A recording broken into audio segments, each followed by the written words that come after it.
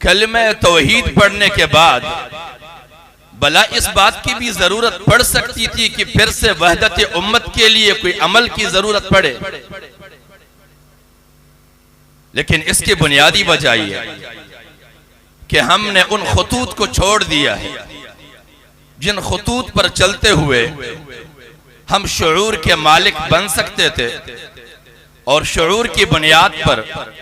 हम हालात और वाक़यात को परखने की सलाहियत अपने आप में पैदा कर सकते थे। और फिर अल्लाह की एक मेहरबानी हुई, खास तौर पर एशियाई खित्तों पर और फिर उसमें खास तौर पर ईरान पे, कि इमाम खुमैनी जैसी शख्सियत अता हुई और उन्होंने इनकलाब जैसे अजीम नियामत से इस खित्ते को नवाजा। और ये एक शऊरी इक़दाम था और उस इक़दाम का मकसद सिर्फ ईरान तक महदूद नहीं करना था इनकलाब को, बल्कि इस इनकलाब को रोई जमीन पर बसने वाले तमाम उम्मत मुस्लिम के इस्तिफादे के लिए था, ताकि रोई जमीन की तमाम उम्मत मुस्लिमा इस इनकलाब से सैराब हो और आलमी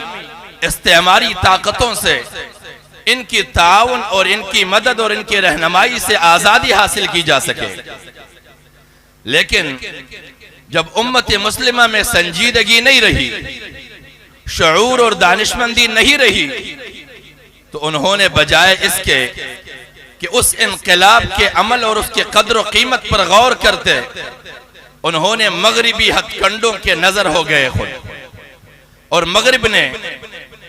उन इख्तिलाफी बुनियादों को फिर से उबारा जो इख्तिलाफात एक जमाने में इख्तिदार के ख्वाहिशमंद दो तबकों ने पैदा किए थे। और इख्तिदार के ख्वाहिशमंद दो तबके, एक बनु उमैया और एक बनु अब्बास।